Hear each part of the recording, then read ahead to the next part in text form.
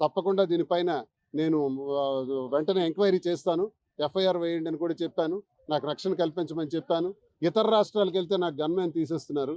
ఇతర రాష్ట్రాలకు వెళ్ళేటప్పుడు అందరు ఎమ్మెల్యేలు, ఎమ్మెల్సీలు గన్‌మెన్‌లతో వెళ్తున్నారు. నాకేంటి సార్ ఈ అన్యాయం అని కూడా అడిగాను. దాన్ని కూడా స్పందిస్తూ నేను వెంటనే రివ్యూ చేస్తామని చెప్పారు. ఏదేమైనప్పటికీ ఈ జరిగిన అన్యాయాన్ని చట్టం పైన నాకు విపరీతమైన నమ్మకం ఉంది, గౌరవం ఉంది. ఒక న్యాయవాదిగా, ఒక అడ్వకేట్‌గా. అలాగే న్యాయస్థానాల పైన కూడా నాకు గౌరవం ఉంది. న్యాయస్థానాలను ఆశ్రయిస్తాం. చట్టానికి మేము కంప్లైంట్స్ తయారు చేస్తాం తప్ప మీరేదో హెచ్చరికలు చేసి చంపేస్తాం, నరికేస్తాం, అటాక్ చేసేస్తామంటే నేను ఆ భాష మాట్లాడను. నేను ప్రజల కోసం కష్టపడి పని చేస్తా, ప్రజా గొంతై మాట్లాడతా, ఇంకా గట్టిగా మాట్లాడతా. ఉద్యమాలతో నుంచి వచ్చిన నేపథ్యం నాది. అదిరే బెదిరే గుండె కాదు ఇది. మిస్టర్ ధర్మాన ప్రసాద్ కృష్ణదాస్ బుర్రలో పెట్టుకోండి. నాకేదో అటాక్ చేసేస్తామంటే మీ చేత అయిపోతే పోతాం, అటాక్లో పోయినా పర్వాలేదు.